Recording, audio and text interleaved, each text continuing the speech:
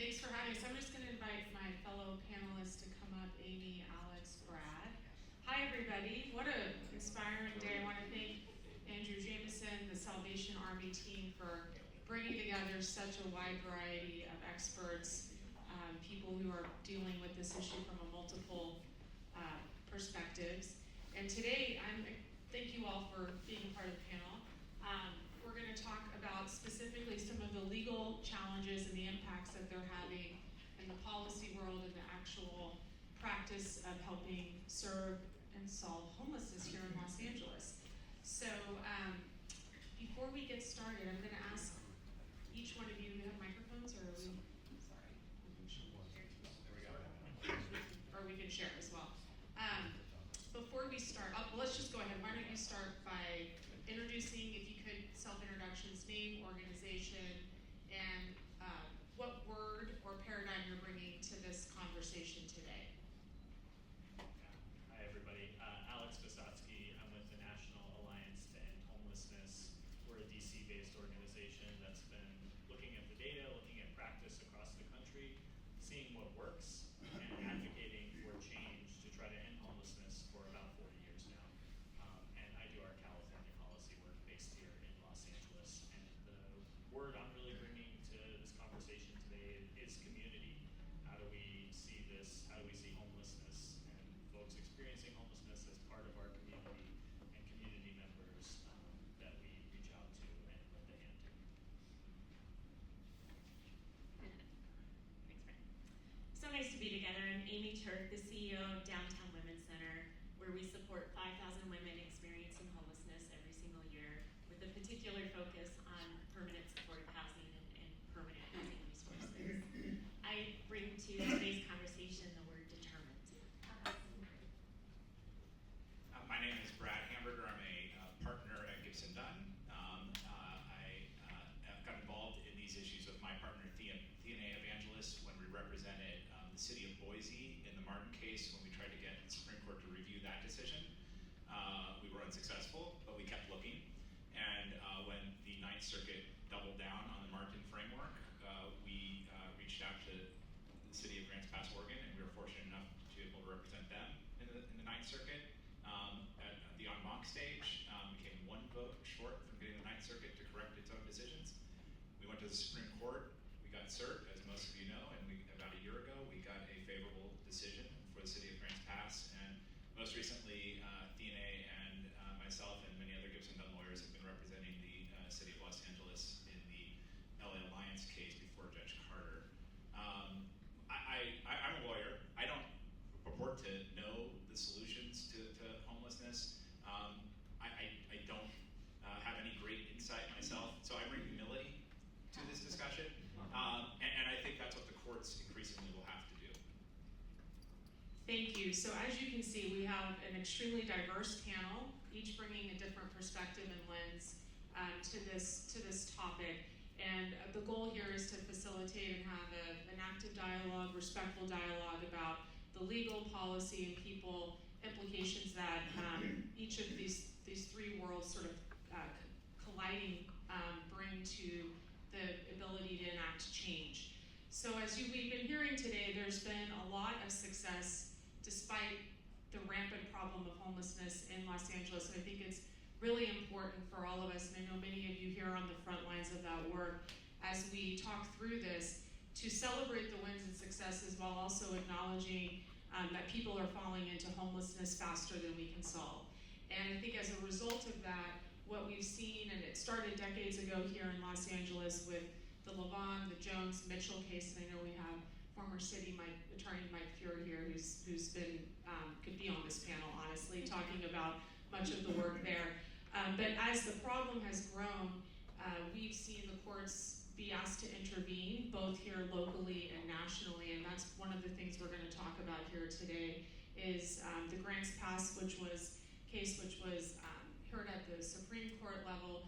We have the LA Alliance case, and then we're going to touch on other policy and legal challenges that our panelists see and the implications.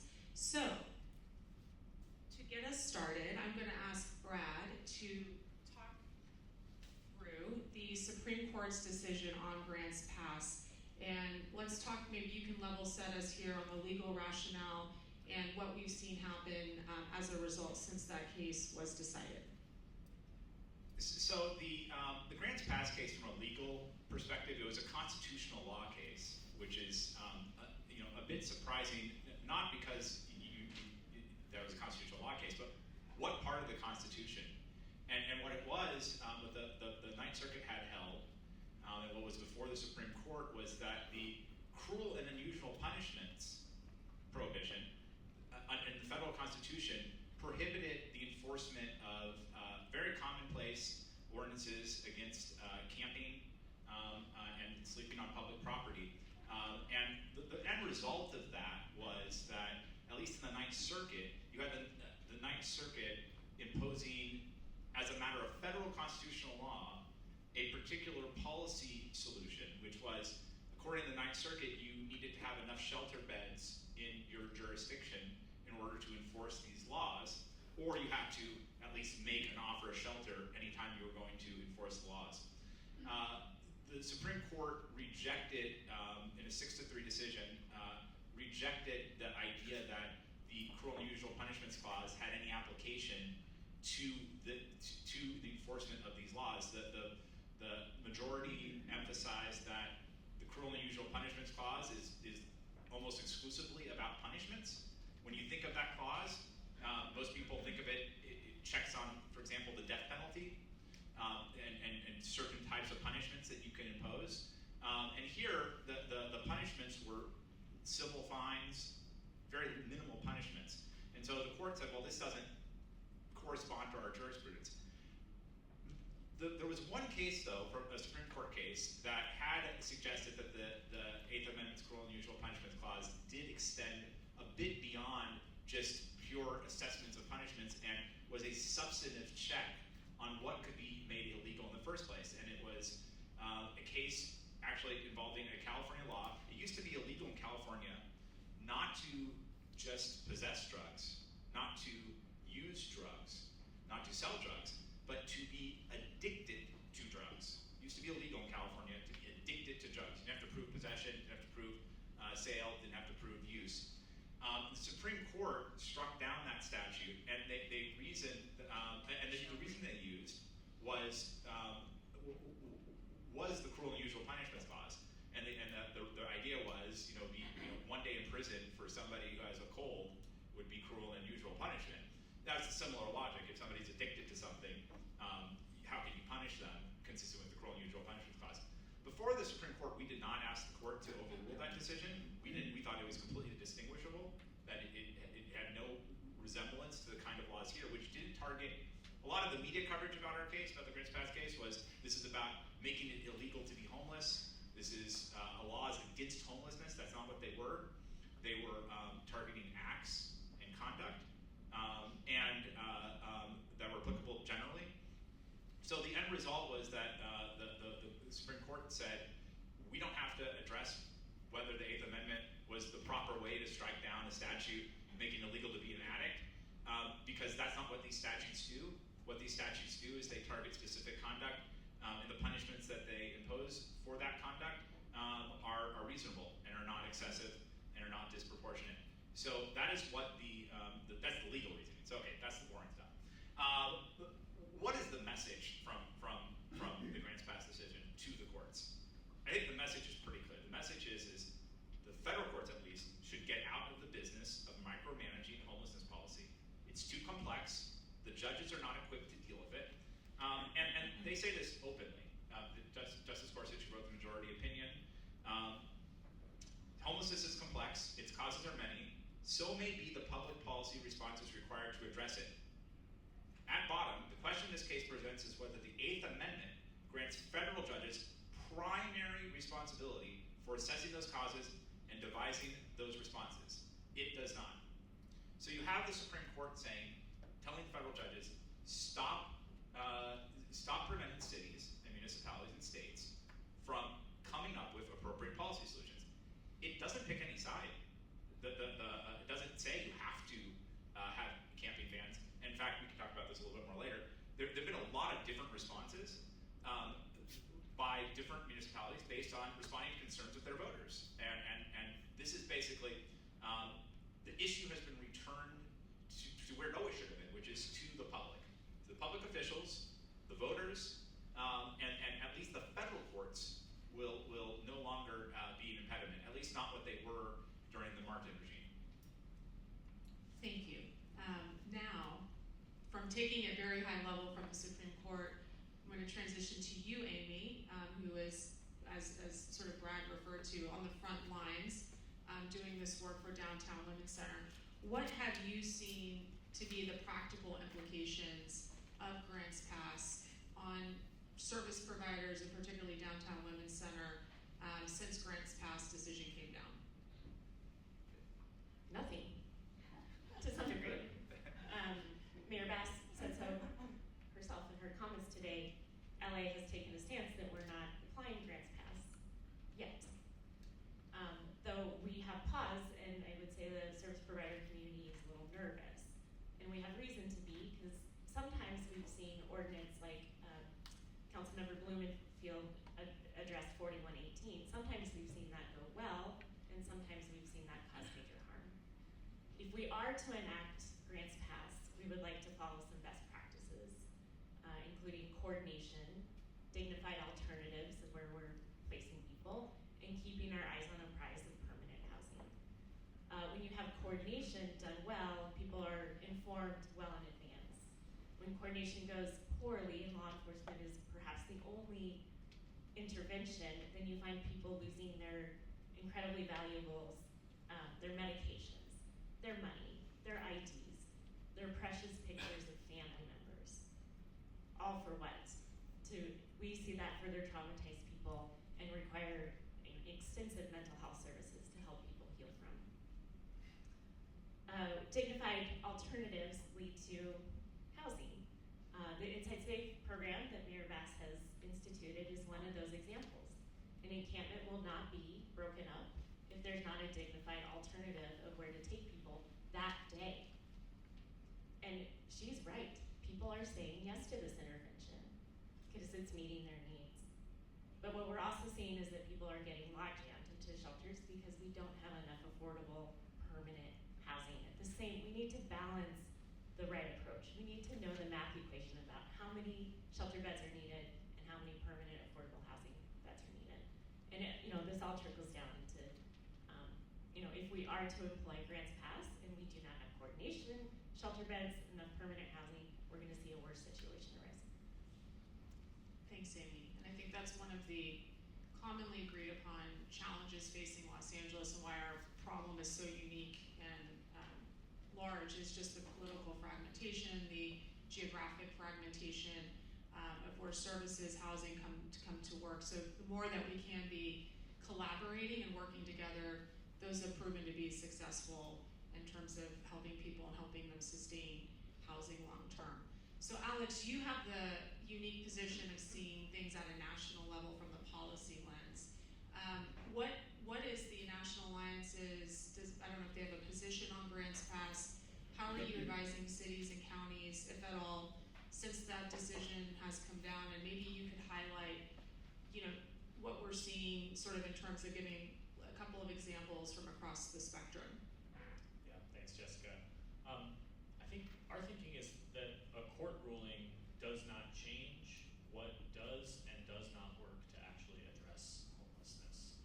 And we have seen from years and years of evidence that finding people for being outside, arresting people for being outside, not only fails to address their homelessness, it actually makes it harder to get them back inside. There's dozens of studies that show this.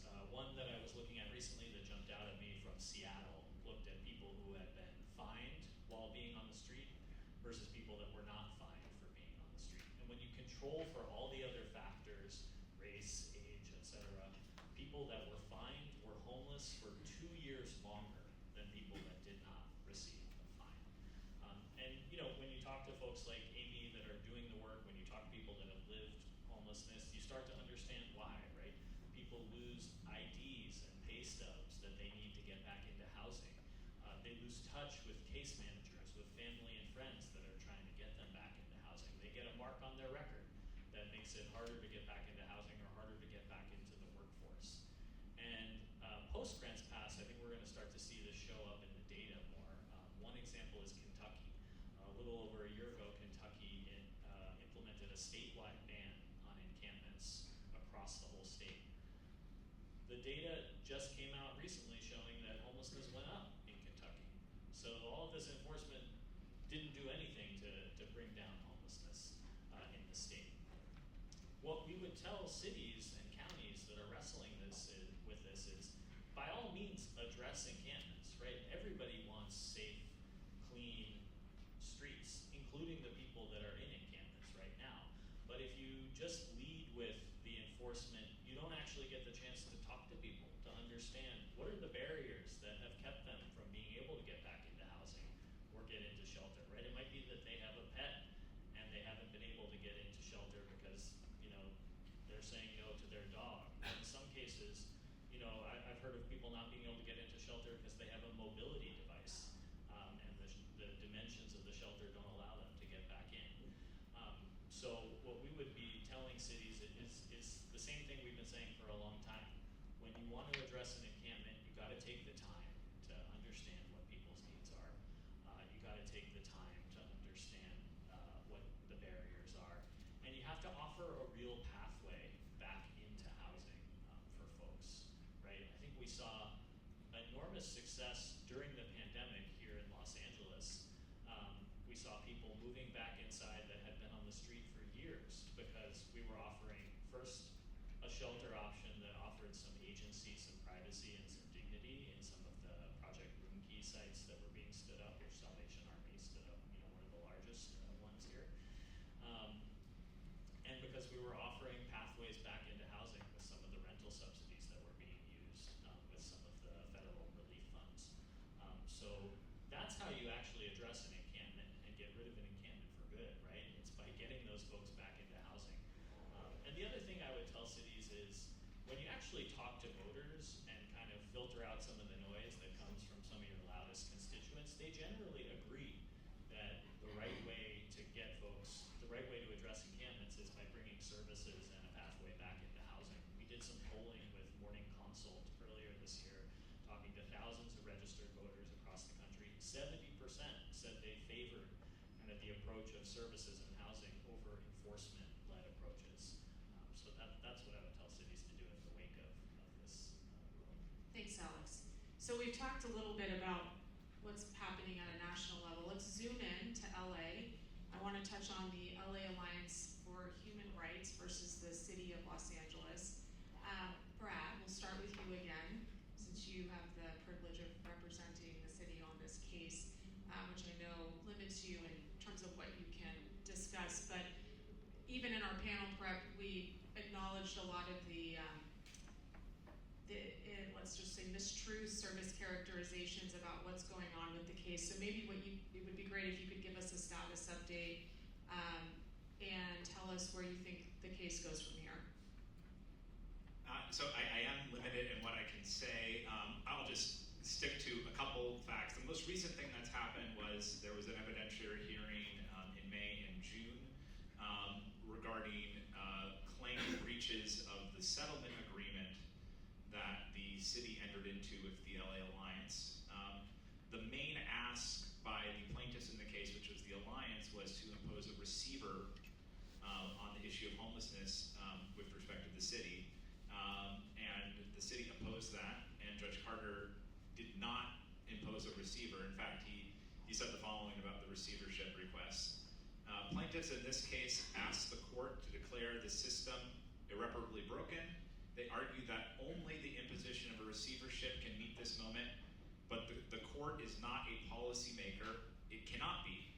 Its role is narrower, but no less vital, to uphold the promises made to the public, to enforce the agreement signed, and to ensure transparency and accountability in their execution.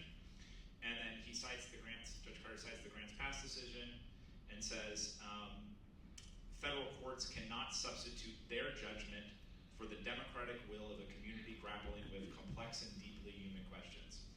So Judge Carter did not impose a receivership, which was the main ask by the Alliance. The city is working goals to create additional housing solutions and shelter solutions, and to reduce encampments per the agreement with the Alliance.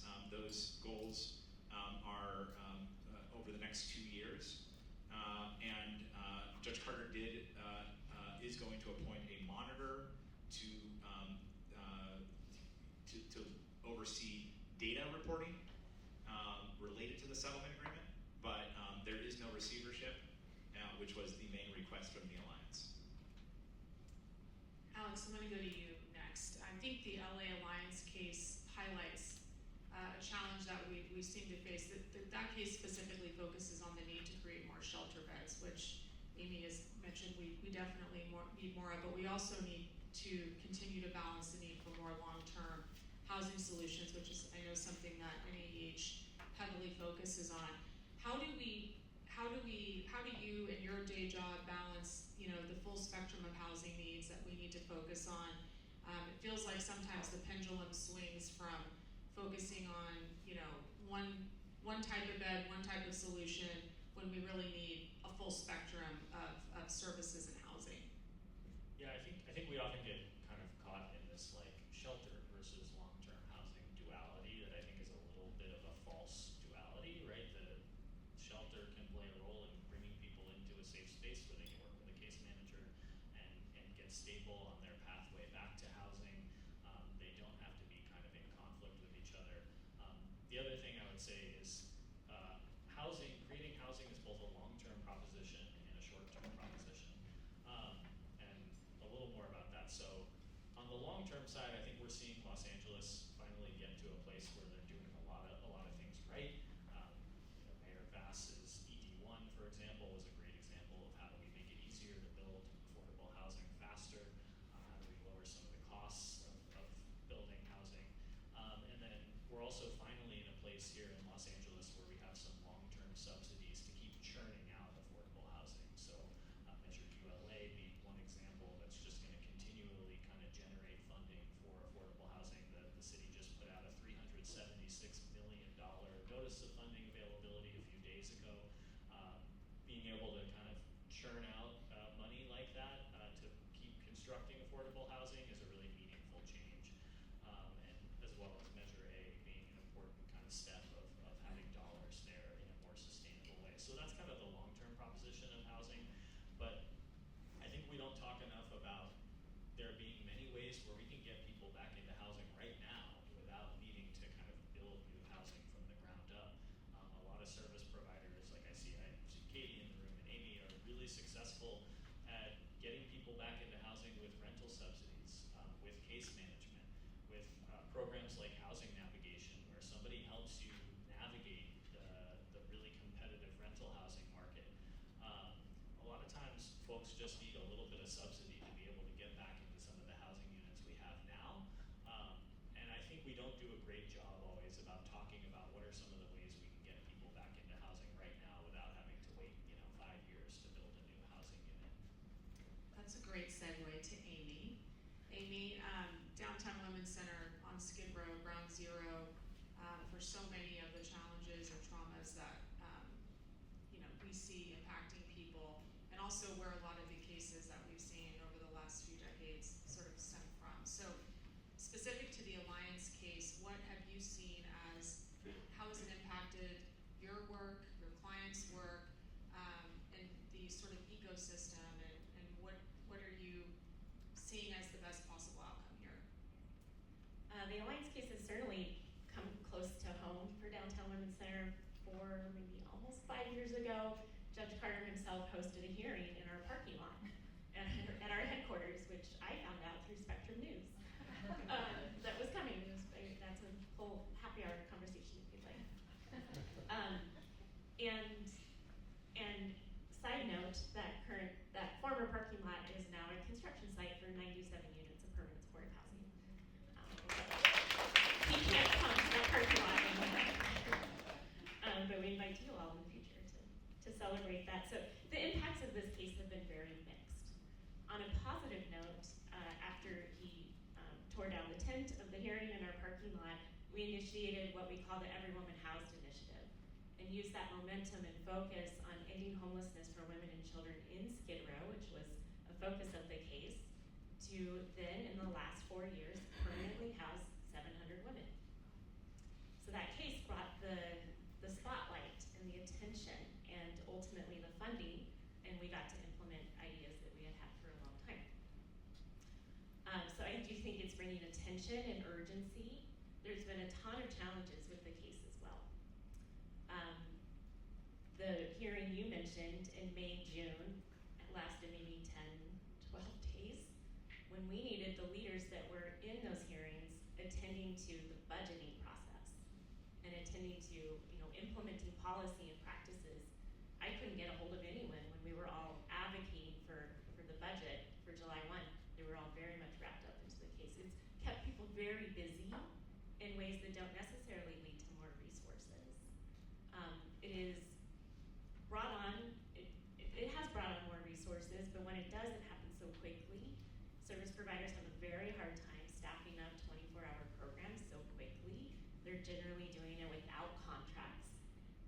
And so you start to see that come up in audits, loss of contract with the providers, and then that's noted as a negative when we're all just like trying to do this as fast as possible. But providers are really putting their cash flow on the line to meet the need. The population and focus changes every single time there's a hearing. When it benefited Downtown Women's Center, it was focused on women in Skid Row, and then it became a focus of people living under freeways, and then it's just like, which way are we going here? What's the coordination? That confuses service providers, it confuses people experiencing homelessness.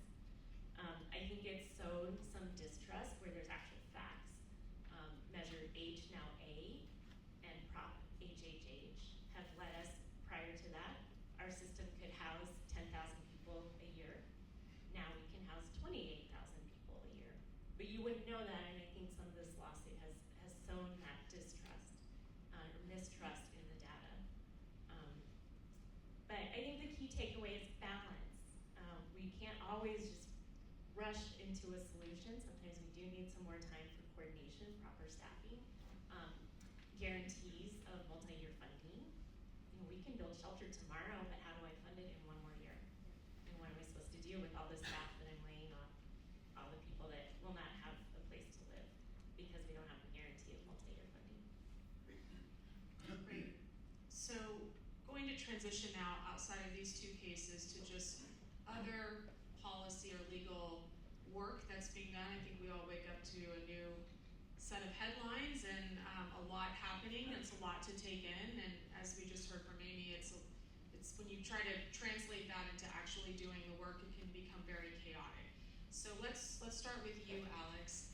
What are some of the other legal policy challenges or opportunities that you're seeing either at the federal, state, or local level that give you hope or cause you to be in distress? I'm mostly in distress. Yeah, I think we've got a lot of really hard work ahead of us and hard challenges to tackle if we're going to end homelessness, right? We have to have real conversations about how do we make housing more affordable for the poorest people in this country. We got to talk about how do we ensure tenants who are struggling to stay in their homes and just hanging on by their nails are able to keep in their homes. How do we preserve a lot of the existing affordable housing that we're losing? How do we make healthcare and supportive services, including mental health services and substance use services, how do we make those accessible and affordable and plentiful? And I don't think we see any meaningful answers to that coming out of some of the policy changes that the administration is pursuing in DC right now. I think instead what we see are things that are trying to move the ball and distract us from those conversations because they don't have any meaningful answers, right? We've seen the Trump administration's executive order that came in late July really focused on kind of mandating treatment, mandating care, and having, coming out though in this context where they just passed a bill right before that that's cutting billions of dollars for treatment and services. So I think we see a lot of that and a lot of the focus on things like housing first that the administration is going after as really an attempt to distract us and move the ball conversation away from the fact that nothing meaningful is happening around how to make housing more affordable coming out of Washington, D.C. right now. And so I think that's unfortunate, and that's a cause of a lot of distress, especially as we start to see, the signals in the executive order roll out into potential actual policy in the coming months ahead. I think at the state level, we're also in a period where the state has invested in a lot of really exciting programs in recent surplus years. The HAP program, which has brought money to Los Angeles, the Home Key program, which has allowed standing up of new affordable housing faster. But as Amy mentioned, this has all been kind of one-time splashes of surplus funding.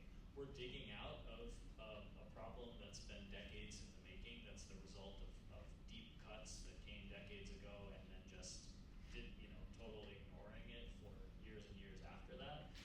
It's going to take kind of sustained investment, and so I'm hopeful that moving forward at the state, we'll start to go from kind of this boom and bust investment in homelessness into a more kind of steady, ongoing investment in the way that we're now seeing LA County and LA City doing with some of their measures. So that's the area of hope. Is I think we're going to see the fruits of that in LA and be able to compare that to the rest of the state and the rest of the country. The last thing I'll say is because California's invested between 2023 and 2024, homelessness went up 8 times faster outside of California than it did within California. So as much as we have a lot of big problems to solve in California, I think the investment we've made has allowed us to do a lot better than some other places in the country. Amy, you want to go next? Maybe you can also touch on how Downtown Women's Center budgeting. I know I have the privilege of serving on the board. A lot of work is being done to kind of take into account some of the executive orders and sort of, again, continued chaos out of Washington, how that's impacting your ability to lead the organization that's serving women on Skid Row. Yeah, the word distress. I'll claim that too. Katie mentioned we're waiting on pens and needles for what should have been issued as a new request for funding from HUD. We were all counting on renewals happening, but $300 million is on the line for Los Angeles County. That's $4 million for Downtown Women's Center. It's probably 10% of most service providers' budgets. We're waiting to see what the focus will be of that funding and if we can even adhere to the practices that we'll probably see, which might lead to criminalization, immigration status, gender ideology, things of that sort. And none of these things are defined, right? What is gender ideology? Downtown Women's Center, we're really grappling with the executive orders that have come out on gender, and we don't understand them for the most part. We're worried about Section 8 vouchers. That's been mentioned today. We're worried about folks that their rent is currently being paid, whether it's a project-based voucher program or vouchers in the community. And then we're just scenario planning, budgeting for shortfalls next year, trying to be as thoughtful as possible, trying to move as much over to flexible funding, which we've had historically through the state for a number of years now. Alex mentioned the Homeless Housing Assistance Program, HAP. Unfortunately, though, with delays in contracting, the state virtually skipped a year, and then they slashed the budget by 50% in this next year, so we're seeing massive decreases of that flexible funding that certainly didn't have the federal policies attached to them. And then we're also just thinking about the global stage. I appreciated Mayor Bass thinking and worrying and hopefully planning what happens when the National Guard comes to probably Skid Row first. When would that happen? Probably before the World Cup, certainly before Olympics, and how can we be planning for that now and finding safe places for people to go now, setting up shelters that are dignified now to prevent that. So those are the things we're thinking about at Downtown Women's Center. And certainly it means that this has become more and more of a local issue. If we want to see this done with best practices and the way we want to see it, we cannot rely on our federal partners right now. So that's actually a good segue to what I wanted to talk about, which is did was it opened up a room for policymakers on the state and local level to experiment, to try different things, to adopt different approaches that meet the needs of their communities. And if they don't work, then instead of having something locked as a matter of federal constitutional law decided by judges, you can elect different people. You can choose a different pathway. So what I think you've seen in just a year since the Grants Pass decision is a lot of activity on the state and local level, and it's not all one-sided. So there have been, according to ACLU, there have been 220 camping laws that have been enacted in response to the Grants Pass decision. There's been increased enforcement in San Francisco and even Berkeley, so somewhat surprising jurisdictions. Governor Newsom, issued executive order directing state agencies to address encampments or come up with policies to address encampments. On the other hand, you have other jurisdictions going a different route. You have, for example, Redondo Beach signed a pledge, a good neighbor pledge, and along with several other South Bay cities, specifically responding to the Grants Pass decision by saying we're not going to engage in practices that simply move individuals from one member city street to another, and we affirm our dedication to practices that prioritize coordination, offer services, and achieve sustainable long-term solutions. Oregon, actually, where Grants Pass is, already had on the books, it's not exactly the Martin rule, but as a matter of state law, they had adopted that something very similar to Martin, which limits the discretion of local municipalities and cities from enforcing camping ordinances. And there was a similar law that was proposed, I know, in Washington State. I don't think it went too far, but what I think is happening is you're having, classic federalism in action. These are, the states are supposed to be laboratories for democracy. This is a difficult problem. People have good faith positions on both sides of it. It's multifaceted. It involves, housing policy, mental health policy, addiction and drug policy. There are difficult funding questions to be debated. And so these are things that we need the political system to work out. And so I think what the Grants Pass decision and where hopefully creates the space for public officials to grapple with these issues. And I personally don't know what the right answer is. And you probably don't care what I think because I'm not an expert in these issues. I'm just a lawyer.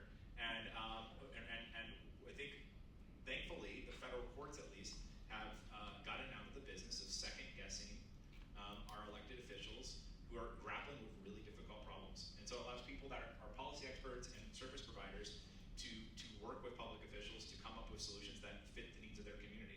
And it's not going to be the same everywhere. Thank you. So before we open it up to Q&A, and I'm sure we have lots of questions given the topic today, I want to close out on solutions and some optimism because these are trying times, and it does feel like with this issue in particular, it's a failure of many social nets coming together, and that we continue to be in more and more trying times. So Amy, let's start with you. Downtown Women's Center has a 98% retention rate. That's incredible. What do you need? What does your team need in order to accelerate, expand these solutions? I know you talked on some things, but if you want this audience to walk away with anything, one piece of advice or one call to action, what would it be? I'm going to take three, not just one. Give as many as you can. Yeah, engaging directly, conversations like this, broadening the diversity of thought in the dialogue of solving homelessness, I think is critical. We've all been in our camps. I've been in my little Housing First camp for a long time. I'm ready to be in other camps to have a conversation so that we can keep momentum and understand each other. Investing flexibly. We're really pigeonholed right now in a lot of hard decisions, and where we can have funding that is as flexible as possible, so as one program goes away for funding cuts, that we can still maintain and continue the work going forward. And just being all in together. Your board members, your volunteers are so, I can feel your passion for Salvation Army, and we need that passion from volunteers and community members to keep us all together, all focused on the same mission. It's been very heartwarming to feel you living your values today, and we can choose love, if I will take your. I think you mentioned love. We don't talk about that much in the professional world, but we can when we're solving homelessness, and I think that takes us out of the political fray as well.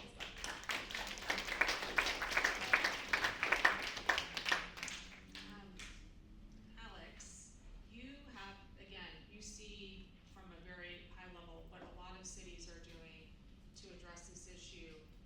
Given what you know and what we're seeing happen at the national level, what advice do you have for Los Angeles, Angelinos, city and county, policy-wise, that you think would make a positive difference given the landscape? Yeah. So I think we all know that there's a lot we need to do better in Los Angeles, and I think sometimes in our rush to change things, we kind of ignore the things we have done well. There's a reason homelessness has gone down the last 2 years in Los Angeles. It's because of the dedicated investment. It's because of focusing on people and really hearing from people about what their needs are, and not just going straight for the hammer to try to punish folks. Systems change in LA takes a long time. It's like a big ship that takes a long time to turn. So it's not going to flip overnight, but I think we are really starting to see the fruits of some of the investments that people have made in LA in housing, in services over the last couple of years start to pay off. So I'd love to see other jurisdictions kind of start to take note of what's happening in Los Angeles. I think, there was an LA Times story a few days ago just about how at risk that progress is given the federal and state and local kind of budget context. But we need to pay close attention to what's happened here the last couple of years. The other thing I would say is we need to bring the people who have experienced the problem and are living the problem into the halls of power a lot more than we have. I can't tell you how many rooms up in the state capitol I've been in where they've never, we've brought folks experiencing homelessness to talk about the impact of these programs, to talk about the impact of being criminalized. They've never heard stories like this before. It's just kind of an academic theoretical exercise, and when it's an academic and theoretical exercise, very quickly you can kind of make some wild assumptions that are completely wrong. So we need to do a lot more, I think, to bring the people that are closest to the problem closer to the folks that are actually making the decisions. Great, and then Alex, for you, Brad, for you, what I've heard you say today is the goal here has really been to get the courts sort of out of the way so the people who are the experts can deal with the issues as it relates to the communities that they live in. Where do you see sort of the legal fights around this issue moving, and how can we as a community support taking sort of agency of our own destiny as it relates to homelessness? So I hope the courts play a lesser role in this area because I don't think they've been very productive, and I don't think they're equipped to handle these issues. I think as a practical matter, the litigation will continue. I think this shift will be in two areas. One, it will be towards state constitutions and state law, because the grants passage didn't only address the federal constitution, didn't say anything about state constitutions. I actually think that is better because at least state constitutions, say a state Supreme Court does something you don't like, interprets the state constitution in a way you don't like, you could change most state constitutions much more easily than the federal constitution. I don't think we're probably going to change the U.S. Constitution in any of our lifetimes again. And so we're kind of stuck with it, and we're stuck with whatever the Supreme Court decides it is, as opposed to if you're having state constitutional litigation, at least there's still a check, a democratic check on it. I think more so than under the federal constitution.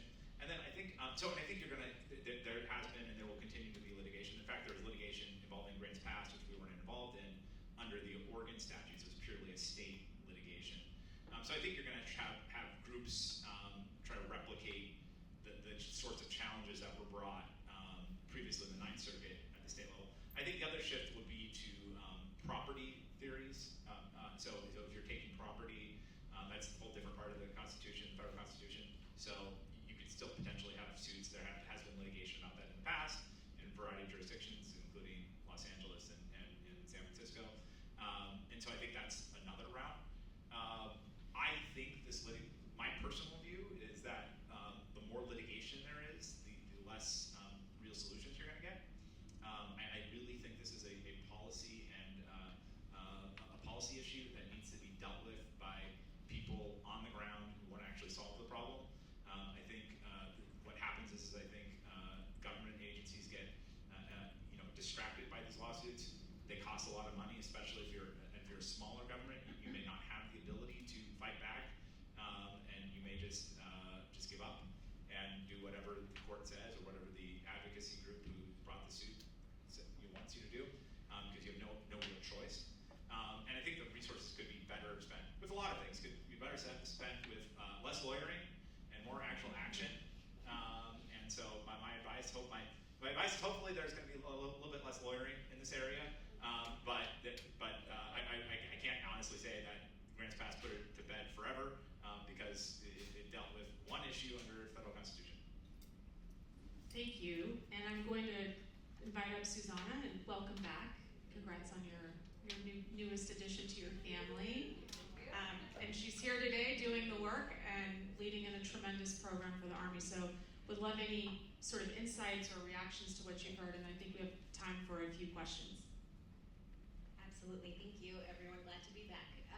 And it's a very good time to be back, and I think there's that sense of urgency that we've heard from everyone of, getting at the front lines, tackling the problems, and really coming up with solutions. So to engage further conversation, I think I would invite everyone or anyone to ask our panel any questions or answers. So does anybody have any comments, questions?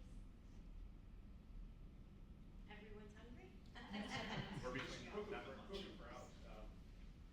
You mentioned stress. I mean, the data at the national level is not just distressing, it's depressing. The numbers, if they're counting correctly, suggest that nationally homelessness has risen by 25% in the last couple of years. I know a lot of that is sheltered homeless as opposed to unsheltered, but what do you from the DC perspective, what accounts for this very rapid increase over the last few years when California is pretty stable and LA is actually doing better than that? Yeah, I think the answer is pretty simple. It's that we've seen affordability just become a challenge all around the country, right? It used to be that on the coasts, that's where we really struggled with the affordability of housing. And then if you went inland, right, there was affordability to be found elsewhere. That's not the case anymore, right? If you look at some of the groups like the National Low Income Housing Coalition, they say that there's no county in the U.S. anymore where a low-income worker can actually access housing that's affordable to them. So more and more, we're seeing more people paying 50% or upward of their income just to stay in housing, and that's a recipe for homelessness to go up. Well, thank you. Thank you to all of our panelists for sharing their insights and for engaging in this important conversation. I know it takes all of us and all of our passion to really, get it done. And I am very much lucky to be part of this